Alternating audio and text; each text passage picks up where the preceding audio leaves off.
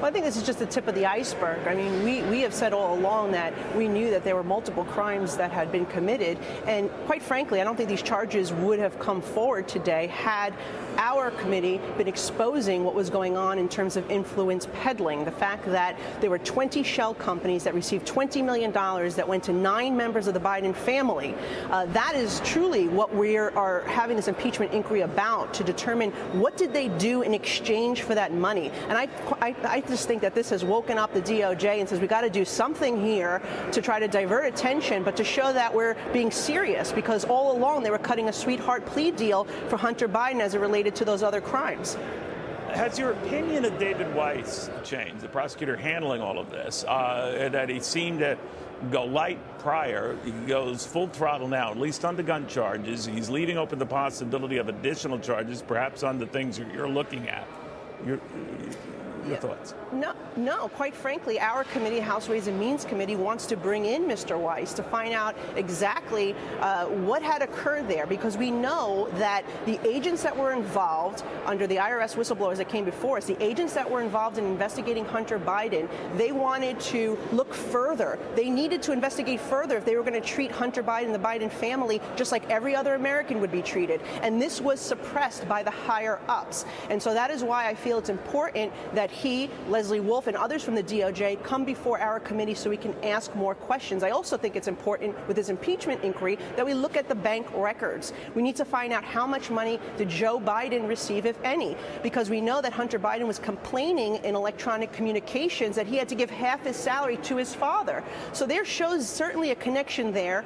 Look, we've uncovered not just some bank records, but in addition to that, there were electronic communications where they used 5,400 different pseudonyms, emails that they used pseudonyms to hide who they were, talking about the business dealings. We have also Hunter's business partner, Mr. Archer, who had come before one of our committees as well and said that they were selling the Biden name when Biden was vice president. So all of this is extremely concerning, and what you get from the Republicans is that we're going to do our due diligence. We're going to look for transparency and get accountability for the American people. We're not prejudging. We're just saying there's something really shady going on here, and the more dots that we're connecting, it's leading to Joe Biden himself.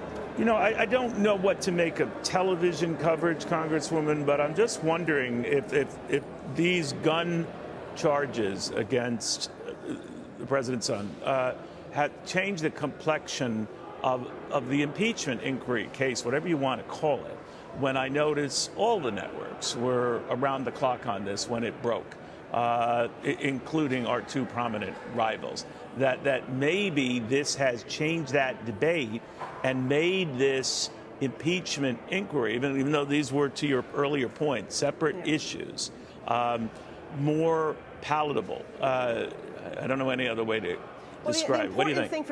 The important thing for people to know is that these gun charges are unrelated to what the impeachment inquiry is about. We're talking about $20 million that came from entities that were created to funnel money to 9 Biden family members. That is completely different. That's influence peddling that we believe has taken place. You're quite right, but I'm just wondering, given the gravity and the attention this story has gotten on all the news networks, that this makes your case, even though a very different case, more acceptable. It includes some of your more doubtful fellow Republican members. I don't know if that applies to some of the Democratic members. What do you think?